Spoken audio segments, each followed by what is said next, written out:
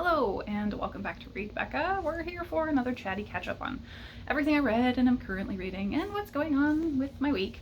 So, I read a lot, as always, but it was a very odd and uneven reading week where I think I read 3 things last weekend. I finished them at least.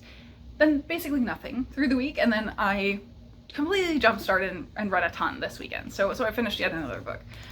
So let's start with the Booktube prize stuff, since I can't really talk too much about that. So the first one is Where You Come From by Saša Stanišić and translated by Damion Searls. And this just reminded me that this round of the translated fiction for Booktube prize, I really wish I had a remembered reads brain. Jen is very, I think, focused on a lot of reading with Eastern Europe and has an interest there, I think, or Slavic countries. I don't know, I am so uninformed about that. And so most of my videos about the Booktube prize books involve me saying I don't know a lot about these places. So this one is yet another one focused in that area where during kind of the wars that were going on with Yugoslavia breaking down, this child immigrant with his family goes and immigrates to Germany. And so we're hearing the story of this immigrant child and his experiences. We're getting anecdotes, really, both from childhood, from the growing up experience, his family as immigrants. But the main focus, I would say, is his relationship with his grandmother as they are heading back in his adulthood to go see where he came from. And so that's really the title here. So I think that's the main thing I can say about the plot here, is that, it's kind of a story told in anecdotes about this immigrant experience and finding connection with where you're from.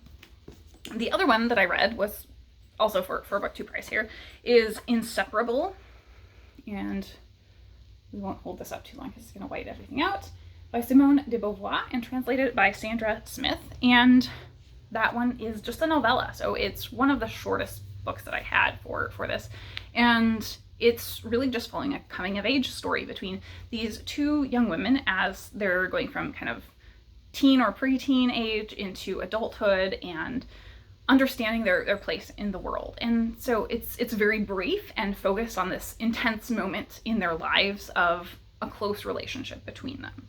So that's about it for Inseparable, I think. Then I finished, I said I was almost done with it, but I did finish last weekend, the last Cuentista by Donna, Barba, Higuera. And this was surprisingly dark. It's definitely got a more childish tone to it, but the content is pretty dark.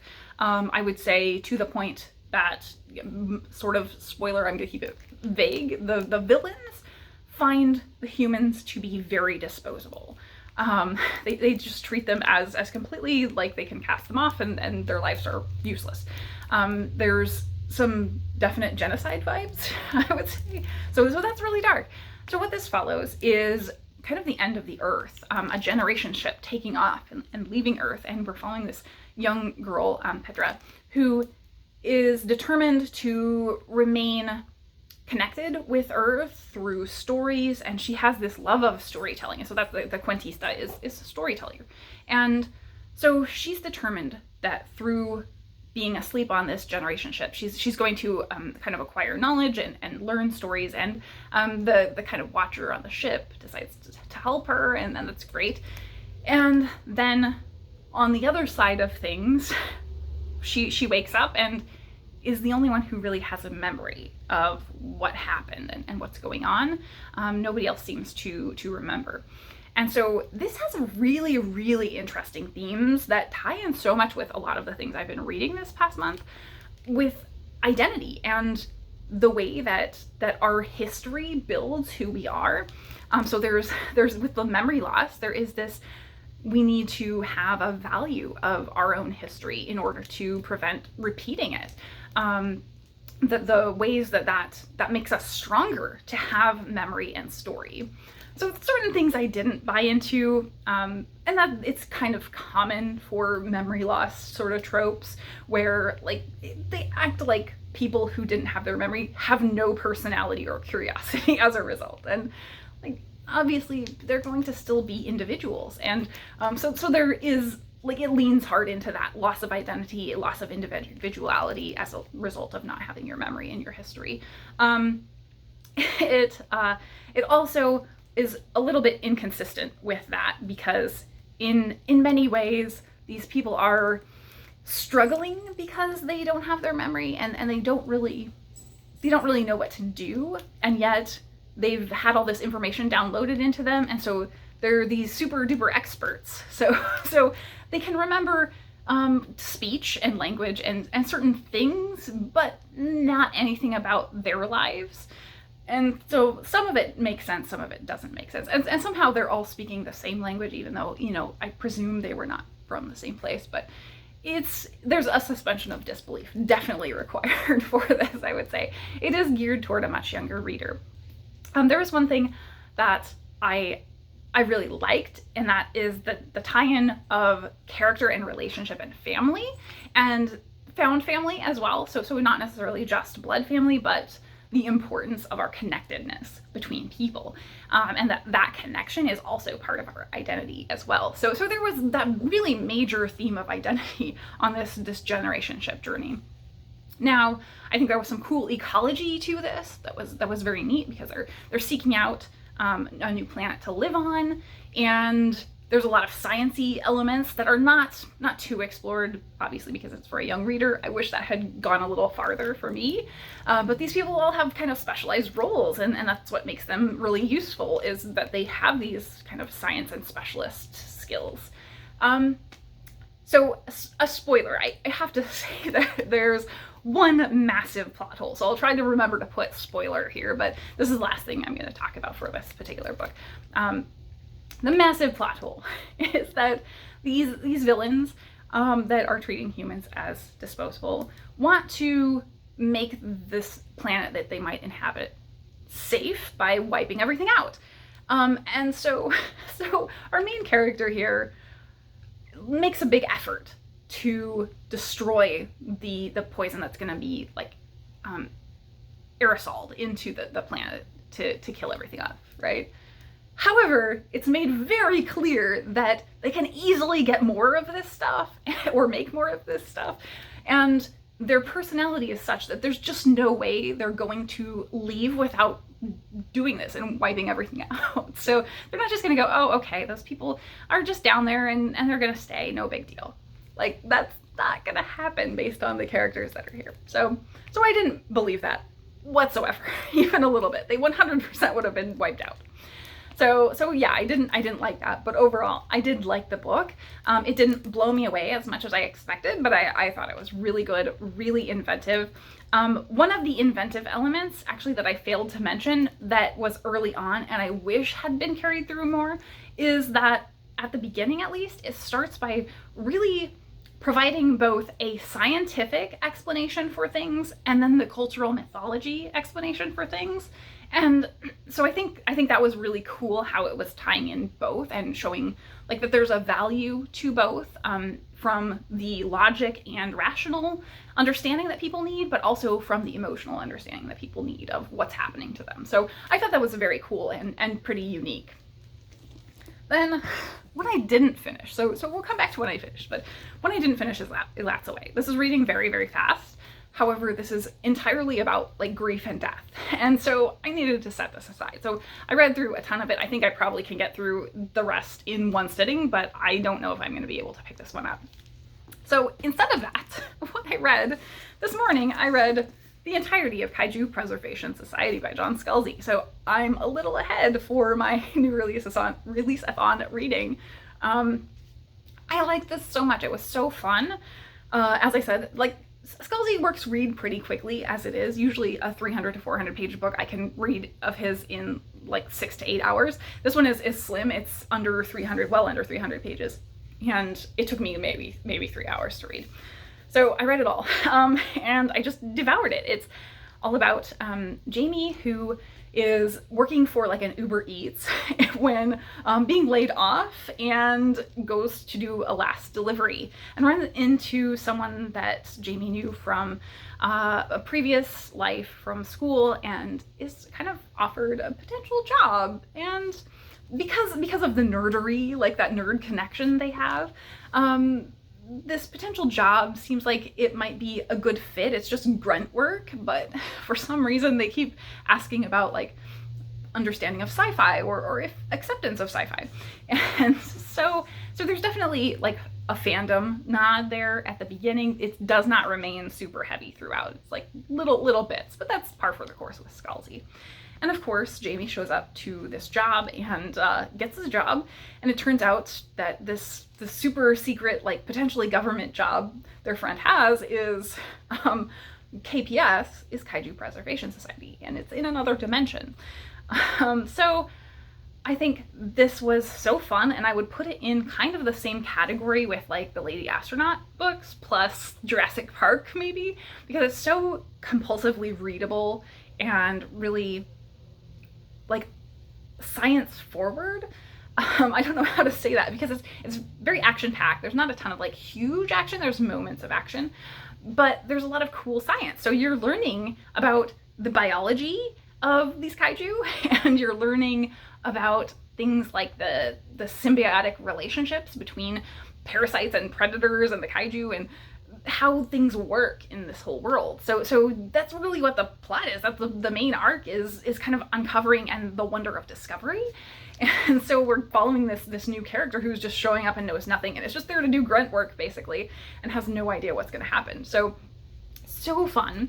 However, what's exceptionally great about this, the thing that makes it really special and stood out for me beyond like the fun book that it is that the main character is written without gender. So this is something that Scalzi has done before with Lock-In, and it's just so seamless here. It's easy. I think most people probably, if they're not specifically paying attention, might not even notice it.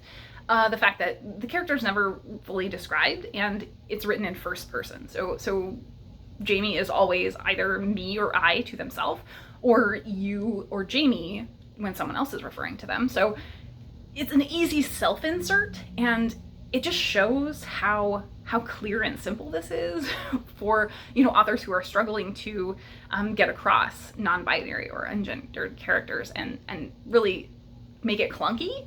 Like, this is just natural. It reads completely without effort. So I love that about this book. As I said, this is a total science-gasm. I loved all of the fun, nerdy stuff and the biology, kaiju biology. Like, never would have thought of that as a premise, but it's so good. So then, on my ebook, I read Swordheart, and I have to say, I liked it very, very much. However, it was not quite what I was expecting. So this is going to be another very whiteout. So Swordheart by T Kingfisher is very similar to Miss Percy's Guide to the Care and Feeding of British Dragons by Quinn Olson that I read just a couple months ago, in the conceit being so similar. The setting is very different. The ways they engage with fantasy is very different. So they both follow these women who are kind of underestimated. One is a spinster and one here is a widow, and they're both kind of older women that are past their prime, and they have a romance. This one is definitely more overt romance. So it is open door sex scenes. There are a couple, but not like super graphic. I would say it's very implied and a lot of innuendo, but not like super descriptive. But this one is, as with Miss Percy, about this woman who helped an uncle who has now passed away and gains an inheritance that a bunch of people don't want her to have. And so in this case, she gets locked in a bedroom by the family who want to force her to give up the inheritance. And so that's the whole start of the book. And she finds a magic sword. Now there's a guy who lives in the magic sword, Sarkis, and Sarkis is such a character. He is hundreds of years old and has been trapped in the sword. And so when she pulls the sword open, now she is the wielder and she kind of controls him.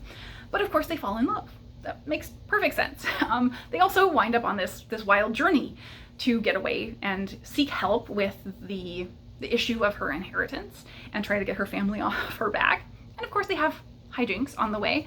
And that is where it kind of fell apart for me. So I loved the characterization throughout this, but the plotting felt a little like circular. They keep running into the same problems. So it was like oh no, we're in the same bad situation that happened 100 pages ago.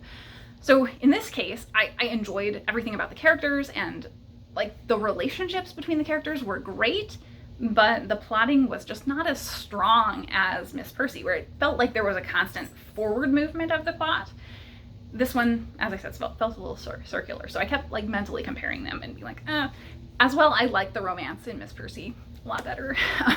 In that one, the romance is much more Regency style, so it's like, it's about what doesn't happen. There's no romance like on the page. It's like secret glances and that sort of thing. It's nothing really happens between the two people. It's just tension and them not even angsting. Like, it's a very low angst romance. They're just, they care for each other and they are there for each other. And in this one, there's like more angst, and they're very concerned about what each other think of themselves.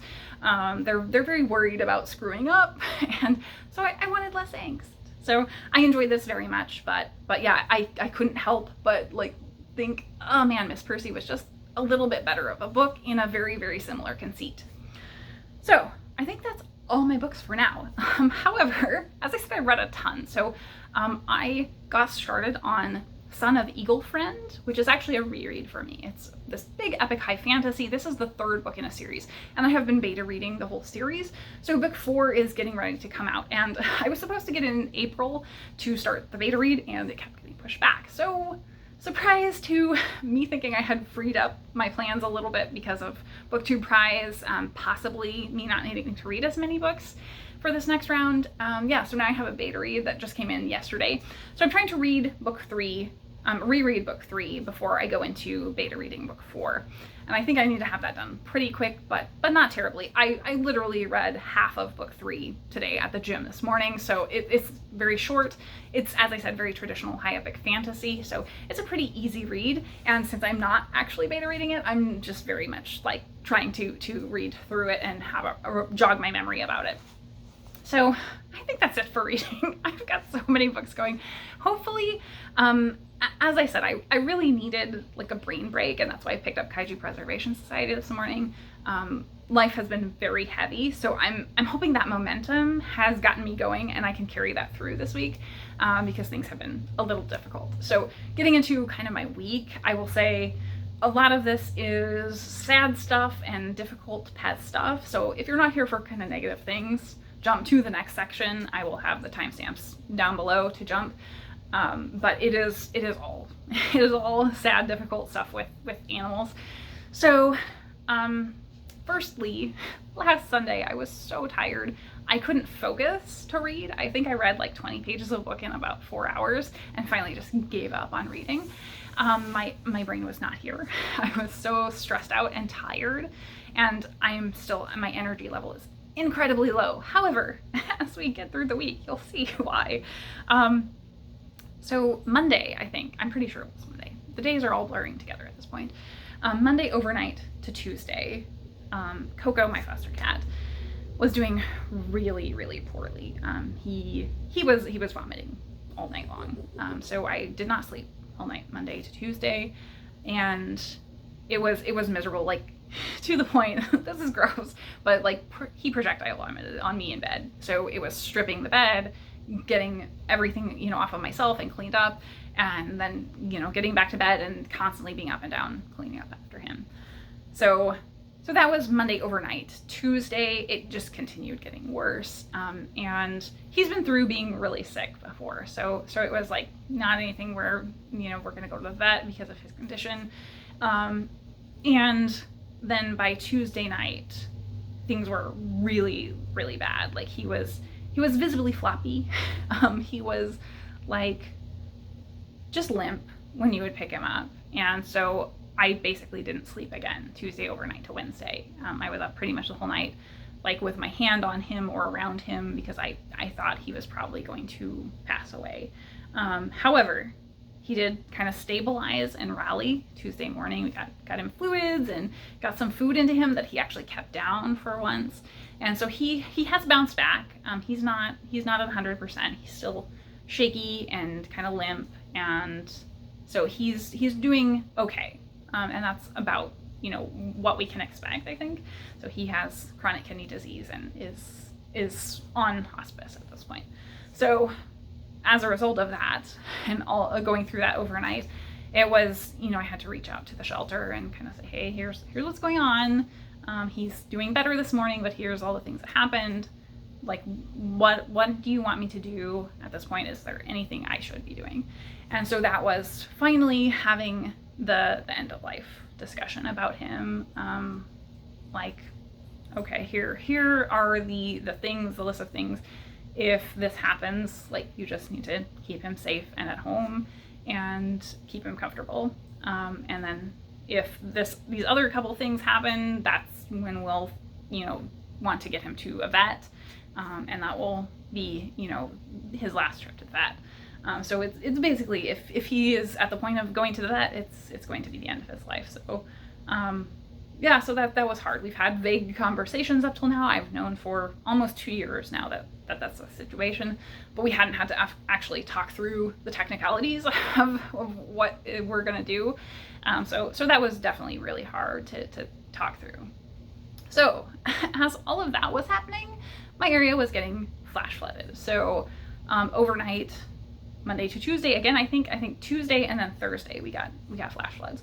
So my area was very badly flash flooded on Tuesday. And of course, I am massively connected with both the animal world and the book world.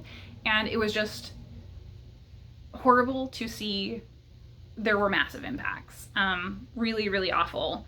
Many shelters had to evacuate all of their animals. I think, fortunately, only one that I heard about had any loss of life. The daycare that my dog goes to had 40 dogs that were aborted, and they had to get them all out by boat because there were feet of water around the building. So just absolutely crazy stuff. So it was very hard to see all of that.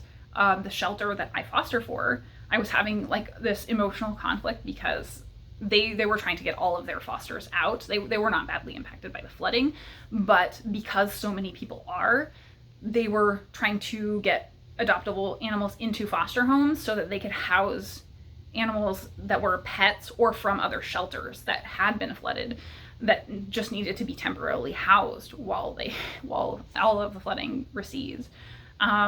So that I was very conflicted about taking another pet because of the condition that my foster is in. Any extra stress on him is going to not be good. So I wanted to do something and really felt like I couldn't because of that. Like I couldn't have another cat because the last time we had a cat, it really stressed him out. So I didn't do that. I ended up taking out some supplies when I could, and so I did what I could. But fortunately, they did have a massive outpouring of fosters for emergency, like short term for a couple of days. And so all of the cats from the shelter, both shelters, so my shelter has 2 locations, all of them got out and were at foster homes. And then we had another round of flooding. So they were able to house, thankfully, a lot of pets from the community and other shelters that had been flooded and got their animals into the shelter there. So that was all really ridiculously hard. So I've been so tired, just worn down from lack of sleep, just very stressed out from all of this. Luckily, I was absolutely not impacted by any of the flooding, other than like lying awake with a very sick cat and hearing the rain pouring down outside and wondering if it's flowing into my basement and not being able to get up and go check. Yeah, so it was a very hard week, I think. Yeah, it was very emotional, I think very emotionally draining for me because of that. And this morning I slept until almost 9 in the morning because I've been so tired that was like the only thing I could do was just sleep for like 12 hours. I was looking forward to it all week, basically, of being off work and being able to sleep. And the cats actually let me, which is very rare. So I think that's enough bad news. That's the main stuff that was going on this week. I avoided everything because obviously it's very questionable about getting around when we had the second round of flash flooding. I think it was during like rush hour. So The flood levels were above cars in many places, so not safe to be out and about at all. My house fortunately was safe, my car was safe, so I'm very, very lucky. In my one positive, very bright spot is that Gumbo continues to do well on her anxiety medication. This is my semi-feral cat, and we started anxiety medication not quite a month ago yet. And so my little tiny bright spot is that I was so tired that one day this week I got over to her laying in like the little dog bed, and she was having a nice nap, and she was being calm enough that I was able to go over by her, and I just laid my head in the dog bed with her, and she just curled around my head, and it made me so happy. It was like the best thing and cap on things to say, yes, things are getting better. It's gonna be okay. Because she does not do that. She doesn't really cuddle like that. So we had a nice little bonding moment. She tried to lick my hair, and that was very unfortunate for her because I have long hair. But yeah, it was really sweet. Otherwise, I needed to get caught up in like shows that I could avoid things, so I really binged some shows. I binged Under the Banner of Heaven, which was not the best idea. It really sucked me in, which was good. However, it's extremely grim and horrifying. The fact that it is true is even more horrifying. Religious extremists are really scary, is what I got out of that. The other one was Blown Away, the new season of the glass blowing competition show, and it was great. I have completed the whole thing, so I won't talk about who won or anything, but yeah, it was very cool because I feel like we had even more diversity in style of glass blower this time around than we have previously, where people were making completely different things, like just totally off the wall, way different stuff. And you know, a lot of the prior times they were making kind of more traditional things, even within the artistic kind of ideas they were having. And here they were just trying new stuff all over the place. They really pushed the bar, I think. So I really enjoyed both of those shows, even though Under the Banner of Heaven was kind of horrifying. Recommendations. So I have multiple recommendations this week, probably too many. So the first one is the Ursula K. Le Guin Prize is happening for the very first time, and it's specifically being awarded to imaginative fiction that has kind of something to say. And so that prize shortlist has been announced, or the finalists have been announced, and they are so great. So the only one that I had read is Appleseed by Matt Bell, but I'm gonna link the list down below because all of the ones I've heard of are amazing based on what I've heard from other readers and are very high on my list to get to. And the two that I hadn't heard of, I'm definitely going to add to my TBR, so I was very excited for the list. It's my absolute catnip. The next one was Well-Traveled Books, was very much talking about things that have been on my mind lately about consumerism and the environment, and feeling a lot of the things we're feeling with these strange weather that's going on, and talking about not buying books as a result. So I really thought that was a very thoughtful conversation and timely, and not necessarily like anything about like what you or I need to do, just talking through personal decisions about not buying books because of this. We also have Booktube with Elvis, and they have started a series. So Mark is the booktuber, Elvis is the dog. So Mark has started a series with My Week in Booktube is what that series is. And it's kind of like this. It's basically recommendations of what he's been watching.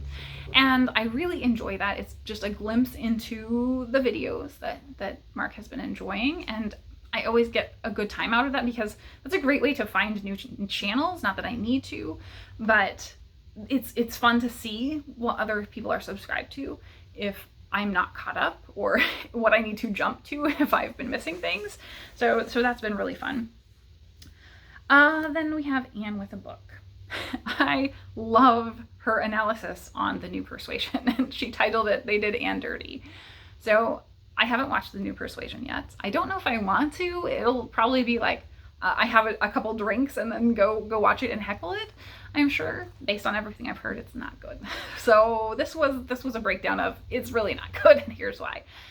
So that one was great. And then not in Booktube, but on YouTube, Neil Gaiman was asked to do a shot-by-shot breakdown of the new Sandman trailer, which I am so excited for. You can see my Gaiman books here.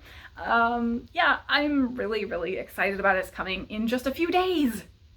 But this shot-by-shot breakdown is, like, it got me so excited for the show. I'm still stuck midway through Umbrella Academy. I need to get through that, and then I'm hoping to finish that this week and then be hyped to jump into Sandman. So as soon as it comes out, I'm gonna do that. Yes. So I think that's it for recommendations. Yeah, I believe that's it. So I hope everyone is dry and safe, because I know not only my area, but many areas experienced some very extreme flooding. There were areas, we were very lucky that we hadn't had like forest fires and things prior to this. I know there are areas that had burn scars and then flooding, and that is very extreme because there's nothing to stop the water. So that was horrifying to hear that places were even worse impacted than we were. But I just hope everybody out there is doing well and taking care of themselves. So be kind to yourself this week, and I'm trying to do the same. Thank you so very much for watching. Reading on the floor a bit. Just working on the Elatsoe, and Gumbo is just utterly chill. She's so calm. Her drugs are working.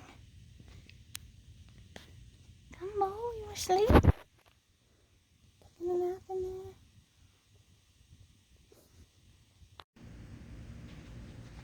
So the catnip has turned cats to liquid.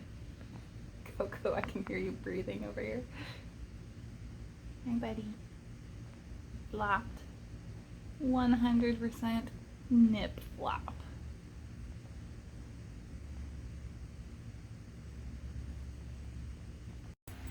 Do you need belly rubs? Is that what's going on? How nice, Cinnamon. Oh, no, don't stop? Okay. More? Yes, okay.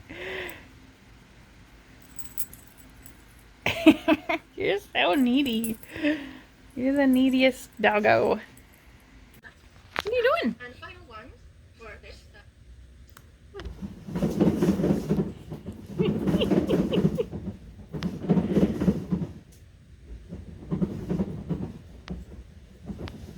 Trying to sneak up the... You're trying to sneak up, huh? Oh, was that so frustrating? You didn't get there again. Poor Roo. It's pouring rain for the third day in a row. And the joy of hot rain is that it steams up your windows.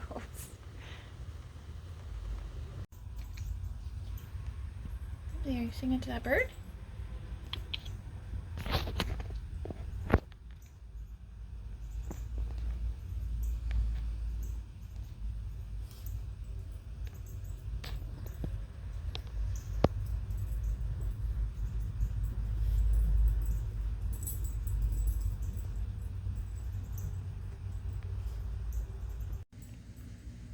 Ripley is 100% zonked out after a hard day of catting.